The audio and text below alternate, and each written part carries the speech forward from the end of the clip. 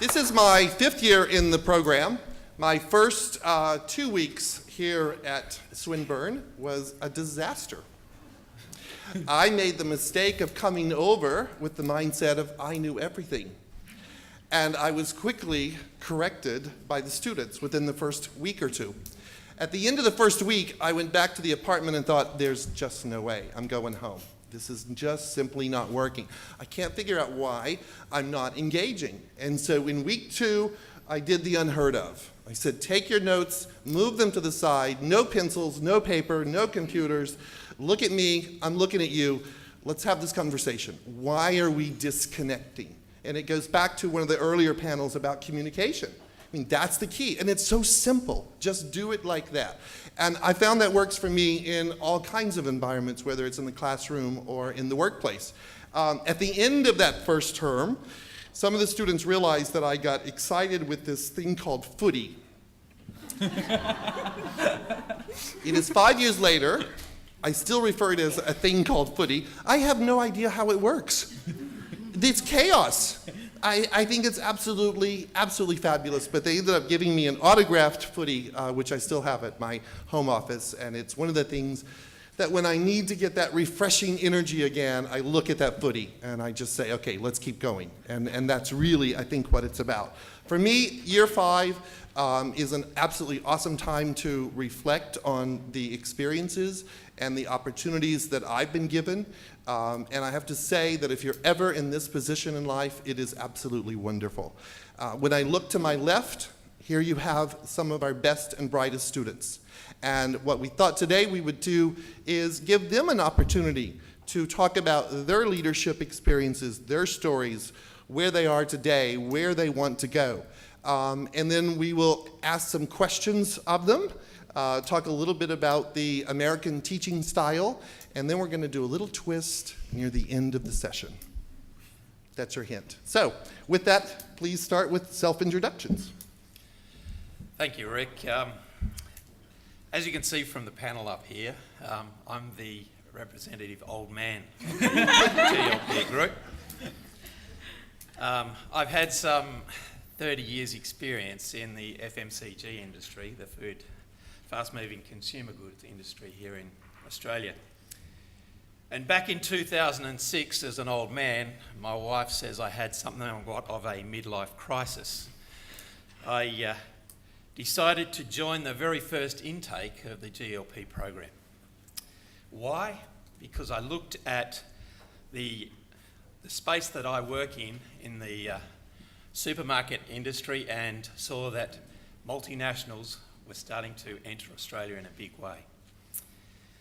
And so I looked at what programs were out there that could further my knowledge. And I've got to say, the GLP program was fairly unique in 2006. We've had a wonderful day today, some fantastic speakers. John Fain talked about cross-cultural context and that you can't be effective unless you have a knowledge of global cultures. And I mention this because it has been the theme today that we need to have a multicultural mindset. And I guess leading and working with multicultural teams in a global business context is what I found most beneficial with the GLP and my GLP students that I associated with. You know, the GLP students in the first intake came from places like China, Malaysia, Singapore, India, France, the UK, Colombia, and the United Arab Emirates, just to name a few. So the GLP program is truly global. As we've said, you need to have an appreciation for the culture, and the association with these students helped me grow and have that appreciation for culture. Richard Haynes today talked about having empathy and love. You know, having a knowledge and an appreciation for culture is one thing, but having a true empathy and love for another culture is another thing. That truly is EQ an EC, isn't it? And Christian Nielsen said that he learnt that from the betel nut chewing elder when he said, "You've got to learn to walk in our shoes." You know, what did Swinburne give me? Swinburne gave me the practical, technical knowledge in an international business strategy and showed me how international and global business can succeed in an ever-changing world with true transformational leadership. John Fane said, "We no longer talk of leaders but leadership." And it brought me to a theory which I studied in global leadership. And I've got to say, it was Leslie Hitch that put me onto it. It was a term by Joe Raylan called leaderful. All right? Where each and every member of a high-performance team is actually a leader in their own right, and they hold each other accountable. This, to me, encapsulates true leadership. And certainly Swinburne and Northeastern University, they've fueled my passion for lifelong learning. As I say, I'm the old man here. And now Swinburne has given me the opportunity to continue that because I'm still learning as a tutor and lecturer at Swinburne part-time. And in summary, what has Northeastern University and Swinburne University given me? Well, they've given me a global leadership family. I've got GLP brothers and sisters in just about every country around the world, and I find that a true blessing. Thank you.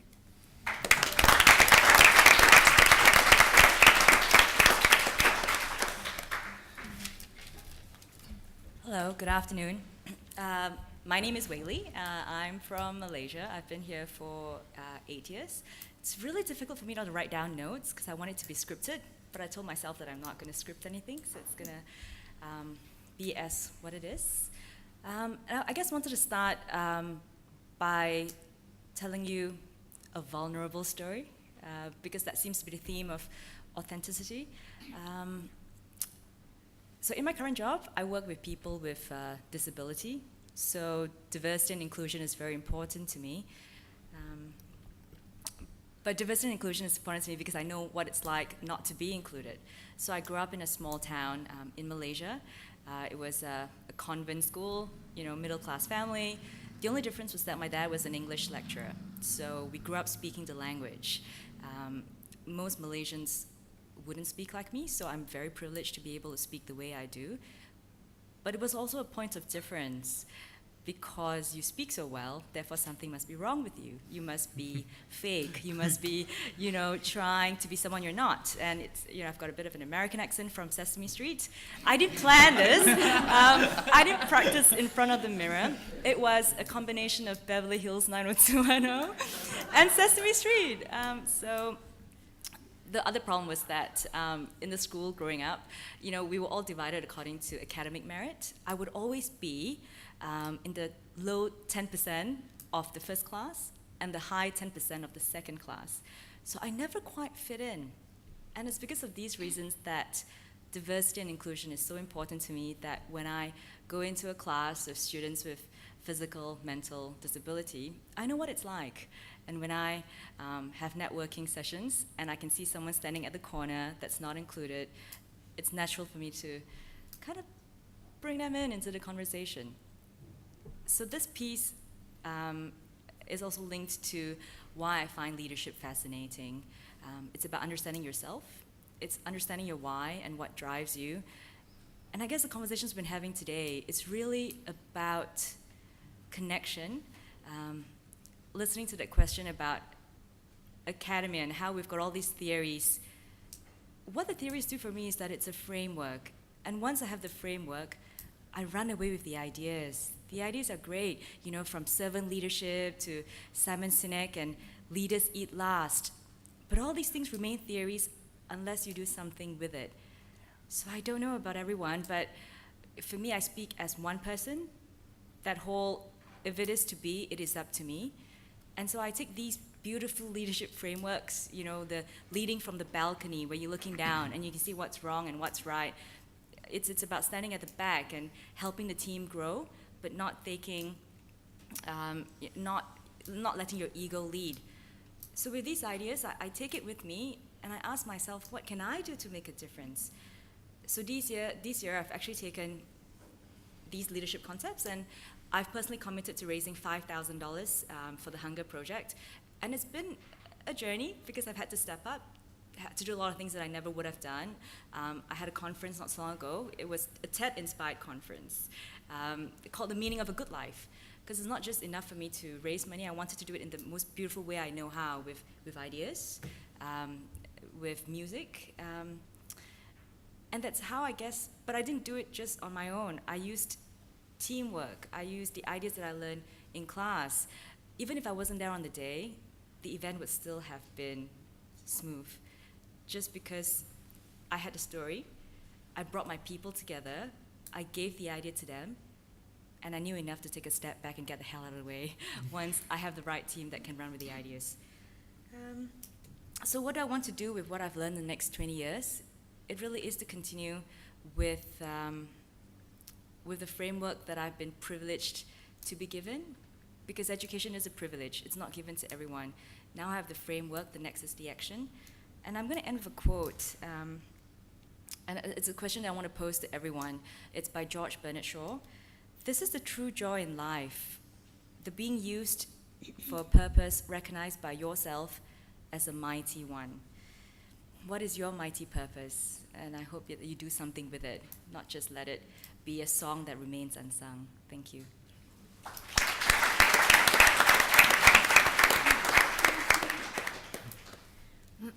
Okay, it's been hard to come after this. So hi everyone. Do you want to go, Harry? Yeah, I've got absolutely nothing planned. I've got no notes whatsoever. So that's like pure improvisation, but that's me. Typical ENTP, I guess.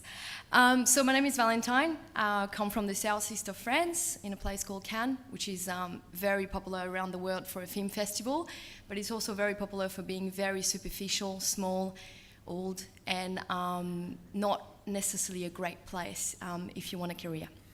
So I decided to move to Australia to finish my bachelor in business, and then I decided to do the master of marketing.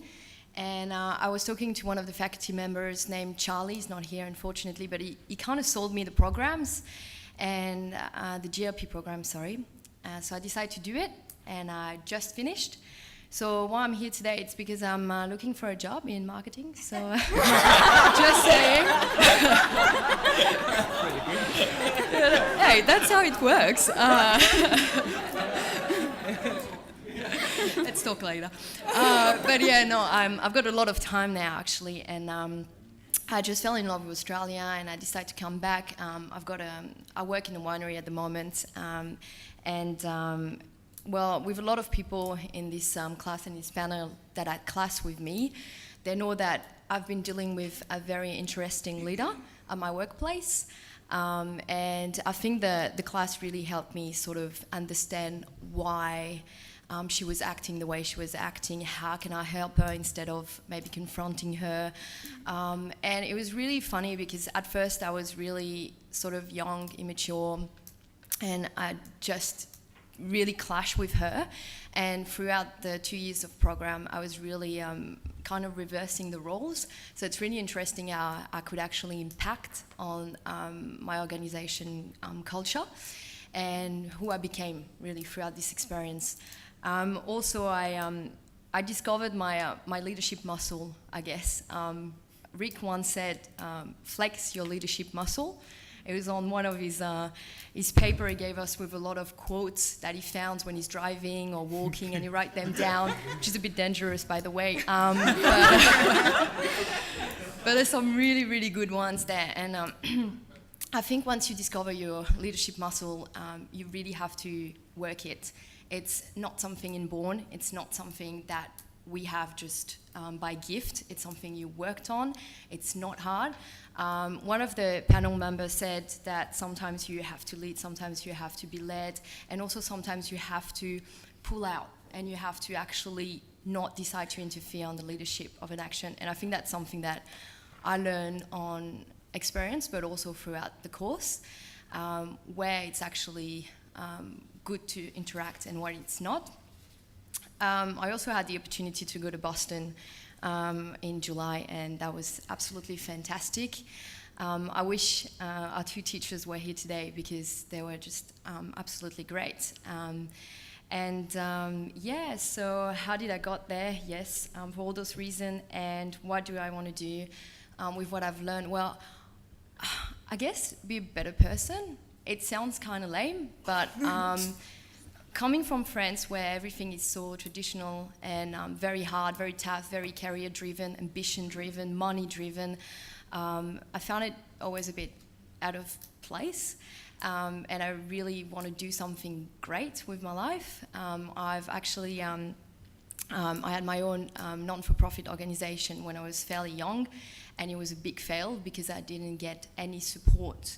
And that was on the entertainment industry as well, so pretty tough. And I want to redo this eventually in a few years with my knowledge of marketing as well, and my knowledge of leadership, and because I really learned from that experience, and I grew up, I guess. I want to do it here in Australia, and I want to sort of make it global. I've got this big idea, big project. I won't talk too much about it because I don't want it to be stolen. And yes, so thank you so much for all the teachers that brought us support, all the faculty members, all the other students as well. I think we're like a part of a big family, and it's just great to know that it's global. So if I go to India, if I go to Malaysia, if I go in, I don't know, in America, I know I will have people there, and it's sort of belonging in a group, and it's a good team. Thank you very much.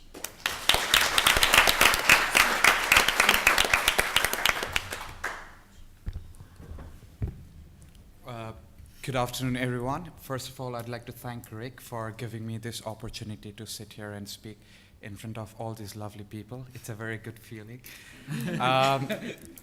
Like Valentin, I have not written down anything. I think Leith, he should have sat on the other side because he said the standard's so high. I don't know what am I going to speak. But so I'm Arijit. I come from India, and I just graduated with global leadership in this August. And I'll tell you how I got into this global leadership thing. The thing is, honestly, very frankly, I just wanted a couple of years of program to study in Swinburne, for which I had to do global leadership, for which I took, but I'm so glad that I took it. Because it has really made me feel so much comfortable about who I am, really, to understand myself. The problem with me was that I had to lead myself in life, you know? Like, I was pretty much, like sort of lost, what do you say? And what Rick and Leslie and other people, there's another professor, she's not here today, Julia, from Global Leadership. What they taught me was how to lead myself, which is, I think, absolutely important before you could start leading other people. Because, and another thing that really bothers me, which I could help discover myself throughout the course in these 2 years of global leadership, is that when I am saying that I'm going to lead these people, I question myself that what makes me think that they need leadership, because what makes me think that they can't lead themselves? What makes me a better leader than them? And if I start judging myself saying that I want to lead those people, probably I'm not giving them enough credit of the fact that they can't lead by themselves. But I think with this course, what I learned eventually is that this is what a leader has to do. Like, it doesn't matter what the other people are thinking or not, but then eventually you have to take charge and you have to give them some vision, some conviction of what you guys are going to do. It doesn't matter if it is right or wrong at that time. But if you give the people at that point in time confidence enough to lead, they will follow you. And this is what is happening in my country at the moment, India. We just got elected with a new prime minister. It's Narendra Kumar Modi. And I think India is at this position in some stage where the people need guidance. I don't know where the Prime Minister is, what the Prime Minister right now doing is good or wrong, but at least he's instilling confidence in people. And this is what I could learn from him. So this is how I started with leadership, and this is what I have learned in these 2 years. Absolutely phenomenal understanding. Thank you, Rick. Thank you, Leslie. What I'm going to do in with my whatever learnings I have learned in the future is pretty much what I have told you. My country, I think I have to go back to my country, and I need to give the country a better representation. Hopefully, my fundamentals are clear enough that I could tell them and lead them in a very good and prospective way. That's pretty much it. Thank you, everyone. And like I said, from global leadership, one thing I totally agree with Leith is that I have found global brothers and sisters in global leadership. So proud to be in a part of it and speaking in front of you guys. Thank you. Rock on.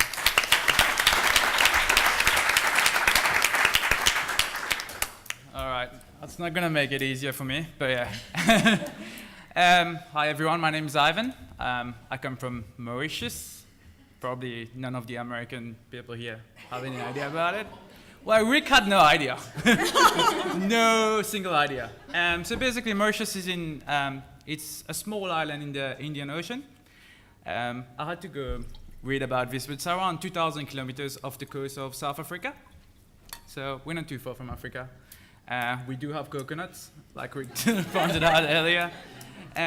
Why I enrolled in the GLP program, for me it was more the global world, in the global leadership program. Because when I was in Mauritius, I just saw the country was just so small. Then and I just wanted to visualize the world like globally. And then I came to Australia, and it was just bigger. Everything was bigger. Everything. And then Rick came from America, and he was so tall too.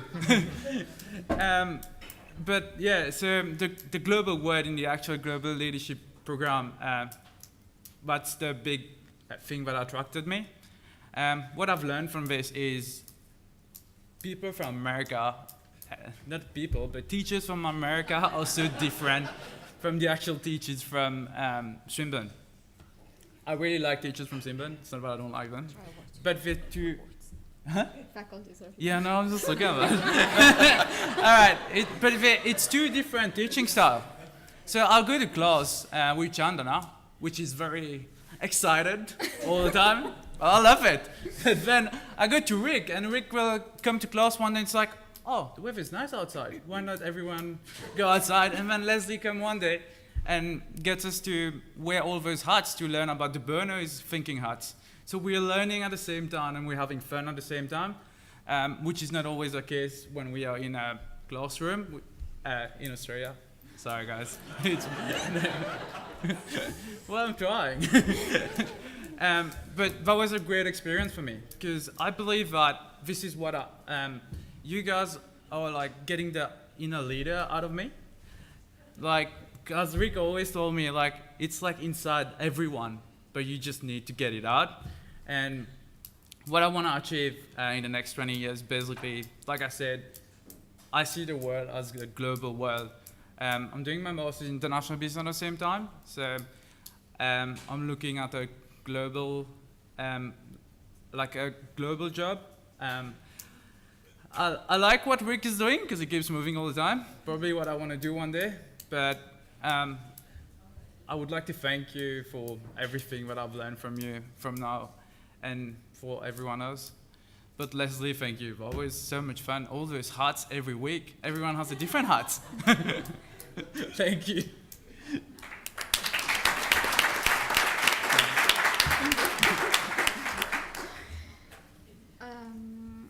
Hello and good afternoon, ladies and gentlemen. I'm Sanaz. I'm from big but very conservative country, Iran.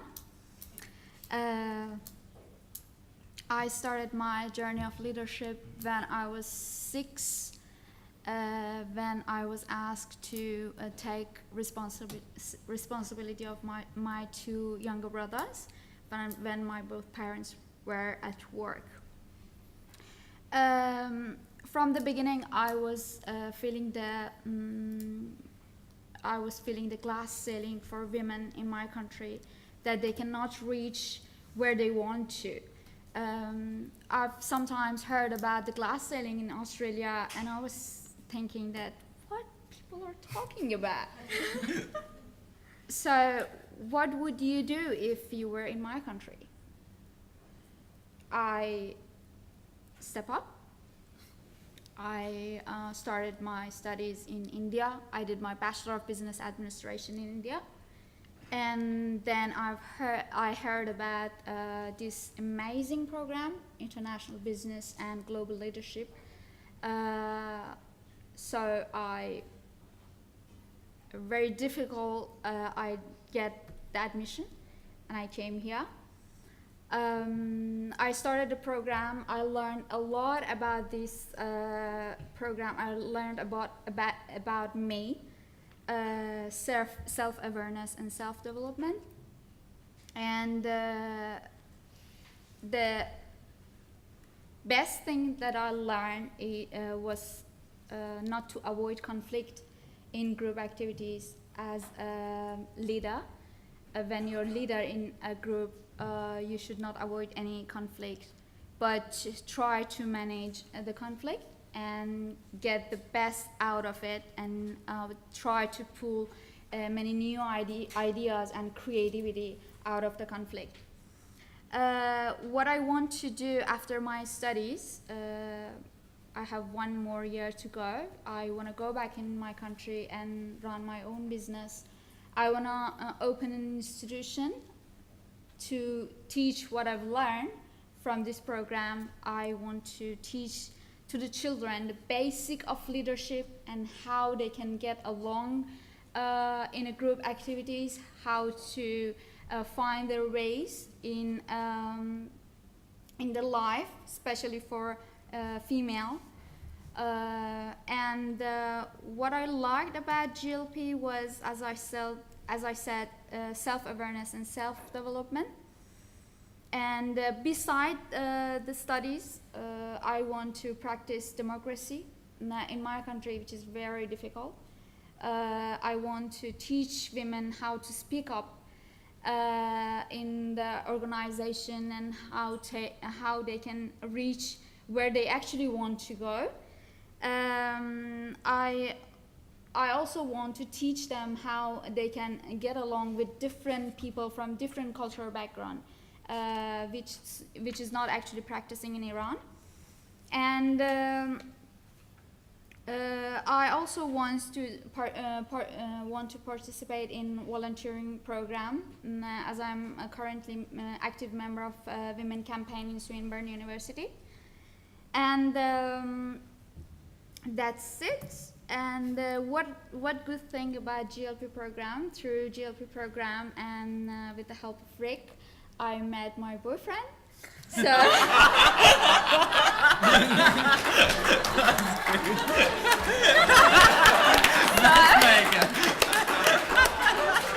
so anyone's looking for opportunity, join the GLP program.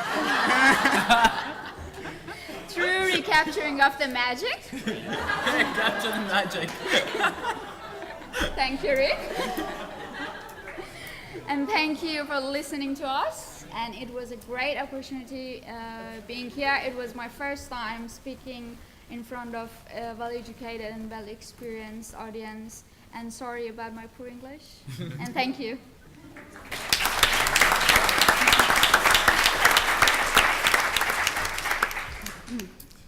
Okay, lucky last, I guess.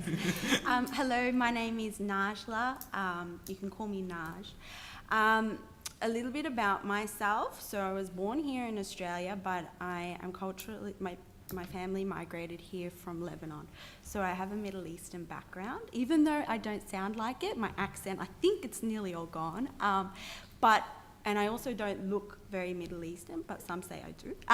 But it is a big part of me, and growing up here in Australia and constantly travelling overseas to the Middle East, I had to find my place in society, and it's a bit sad, but I actually had to keep the fact fact that I was from a Middle Eastern country, away from, like, you know, don't make it public knowledge to people. I'd say, oh no, I'm Australian, or, you know, people would guess I'm Italian, go, yeah, I'm totally Italian.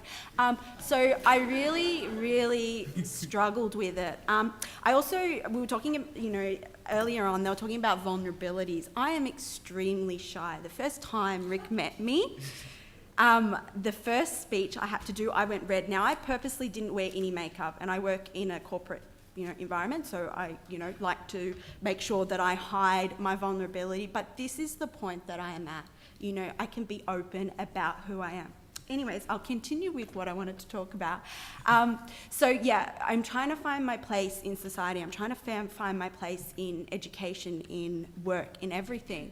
And I am very proud to say that I have been very loyal to Swinburne. I studied my undergraduate at Swinburne. Some of my lecturers are here. They've got big smiles on their face because they can see me up here.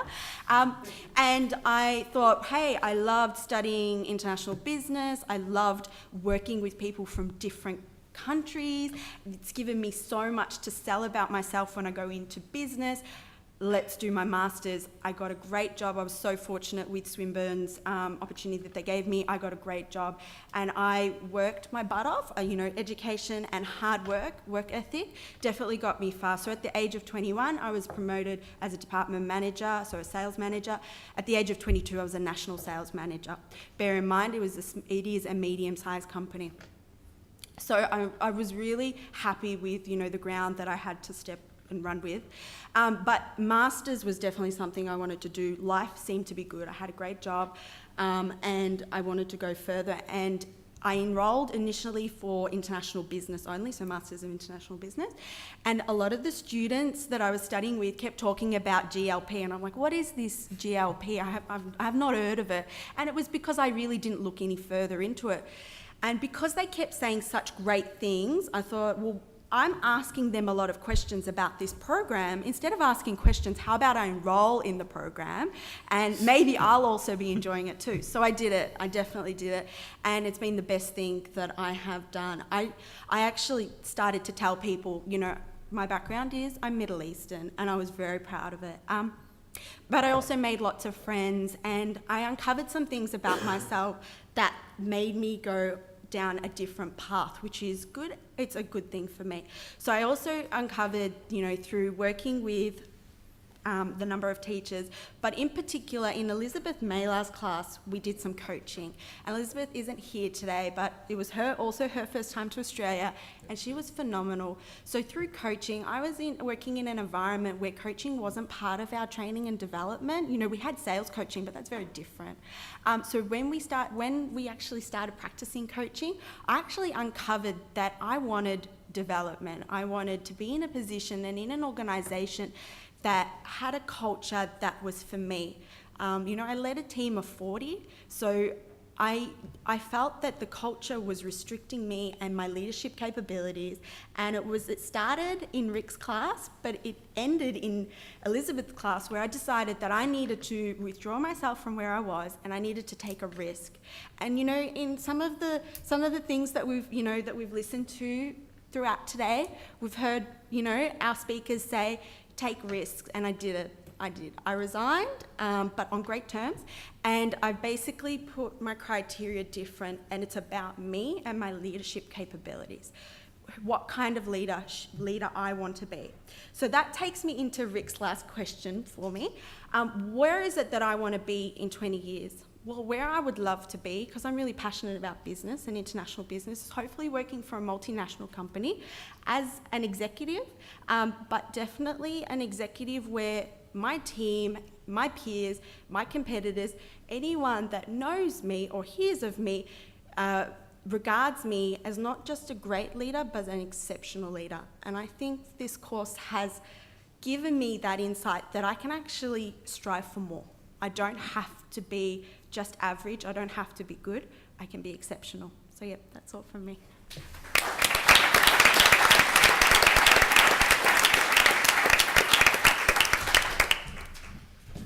Apparently I need to look at a globe. I'm a great matchmaker. and I can get people to quit their jobs. Boy, what did I miss on? Why am I here? I had other plans in mind. So I'm also joined this afternoon with Leslie and Nancy Polishon, and I'm wondering if you guys wanted to come up as well. Put you on the spot, of course. I wanted Nancy to talk just a little bit about her Vietnam experience. She's just returning. We have a global leadership program in Ho Chi Minh City, and she just returned from that. So maybe sort of come up and tie that in, and then we're going to do the twist after that.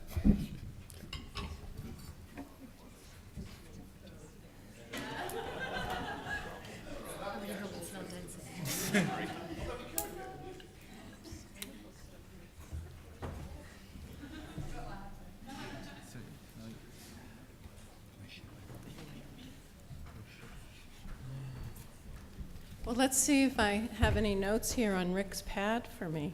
No. Well, I alluded earlier to why I volunteered to do the international assignment. And I'd been hearing about it for years from Leslie Hitch and other colleagues like Rick when I joined the Northeastern organization full-time last November. And I'm going to be very open and authentic here. It was a very scary idea for me to leave my family, my culture, my comfort zone, for a lot of personal reasons. I had some health issues that I overcame over the summer, and I decided to go for it. And I have to say I was extremely uncomfortable while I was there because I was really out of my comfort zone. And what I want to share with everyone, but especially the students who have blown me away with their stories, is that faculty are growing through your growth as well. And I entered my classroom in Ho Chi Minh City for the first time and met the cohort of 12 students, and Rick had preceded me.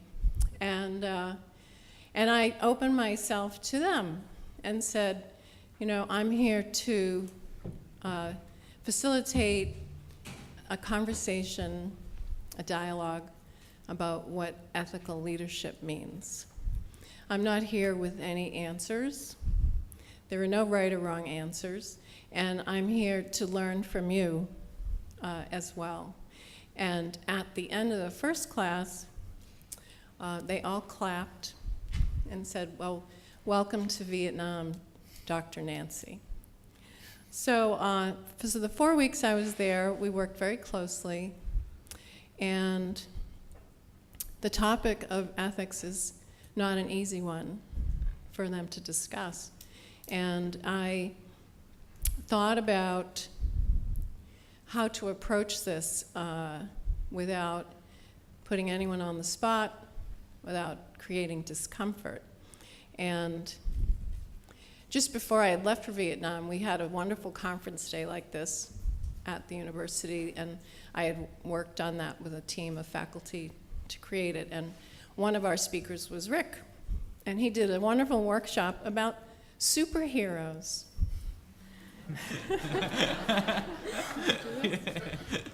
Well, I'm in the workshop just for a little bit of it. I had to go to all the workshops since I had led the day, but I was in there long enough to admit that Miss Piggy was my superhero.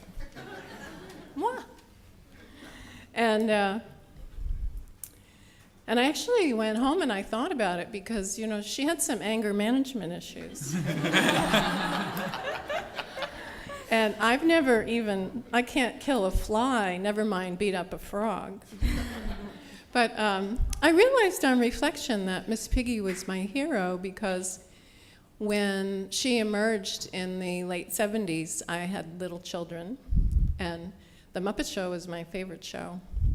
But she was a big cultural influence on me at that time. She didn't take crap from anybody. And it was pretty hard as a woman in that time, pursuing both family and career, to learn how to do that. So that was why she was my superhero. So I presented a collection of YouTube videos. Isn't YouTube amazing? I found all my favorite Miss Piggy episodes on YouTube, and I showed them to the class. In the meantime, I had asked them to think about their superheroes. And I have to say, the night we talked about the superheroes, I haven't even had a chance to tell Rick about this. That was a life-changing night for all of us, because they spoke about cultural heroes in Vietnam I had never heard of. And they focused on mostly heroes from war and oppression. So my hero had to do with, in a way, oppression of women, which is really what Miss Piggy was helping us through. But their heroes were about overcoming the oppression and the outcomes of war. So and then there was one other in there. There's a new movie out called Maleficent? I haven't seen it yet, but that was somebody's hero. So I have some studying to do of their papers they wrote about this, but I guess where I'm going with this story is I really just went there completely open to being uncomfortable. That was really critical. And I mean uncomfortable in some basic ways, like I couldn't walk around easily because of the chaos. It was very hot. I was by myself much more than I'm used to. I told you I have a huge family, and they were kind of shocked that I was going to go off by myself for 4 weeks. So much so that they elected one of them to come visit me for 2 weeks, which happened. And so in Vietnam, there's a phrase I picked up, same, different. And I heard it in one of my tours, and it stayed with me throughout and today, that I left the US on October 14th, and I'll go back on November 19th. Same, but very different. So, and really have my students to thank for that, as well as my colleagues who encouraged me to get global. Thanks.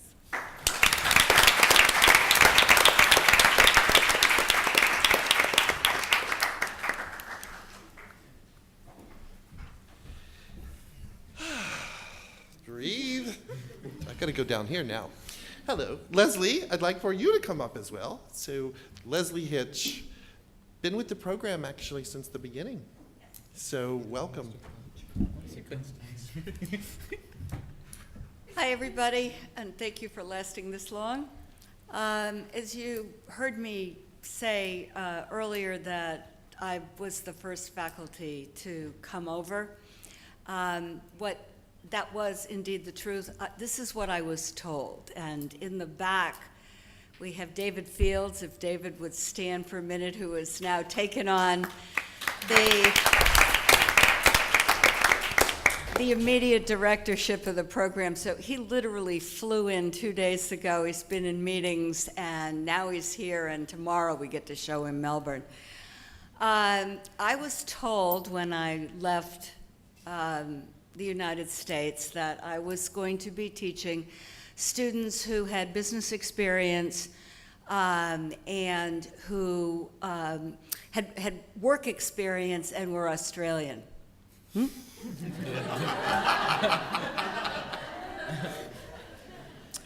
And I came willingly because what the university actually didn't know at that time was that my son had come over here in search of the first woman that he loved, and he ended up with another one that he loved. He's got rid of that one. So I was planning on coming over anyway, And now I got a 6-week sort of free vacation coming over on the first group. And I walk into the classroom, and guess what? Not only are very few people Australian, but there was almost no work experience. I had to tune my ear to the accents, which the students all know, we've talked about as well, because at least I was listening to English coming at me from Vietnamese or Indian or Chinese or Malay. They have to listen to each other with the different accents, and it's very difficult. It's extremely difficult. The other thing that I certainly had no knowledge of was much of the Asian philosophy of the classroom. And Leith, I will tell a story that he knows really well, as the old man in the classroom, used to sit beside a young woman who was about this big from Thailand, and she had a lot to say, but this was not her culture. So she'd sort of whisper to Leith. And Leith, who's really good, would say, B has something to say. Okay, so this went on for the whole first year, and then I was graced with being able to come back the second year. And by this point, I knew the students, I had some friends, and I had a group of students who were, let's say, dynamic, is the best way of phrasing it. And I put them into a debate. I have no idea to this day what the debate was about. Obviously, something about leadership. And I'm standing there and I'm watching them go after each other. And all of a sudden, I see this diminutive bee banging on the table, going, I've got something to say. And it was, as the educators in this room know, the transformational educational experience. And there is nothing more exciting than the transformational educational experience. And I bring this up because for me, coming here, working with students that you see here who've left home and who are here for a long time, who are subject to different food, different whatever, some of them even have to go on the other side of the street like I do. For me, being here and having the joy of teaching that multicultural classroom, leadership not from the American standpoint, but from everything that went on this morning, from what Richard had to say, that is for me the transformational educational experience. Thank you.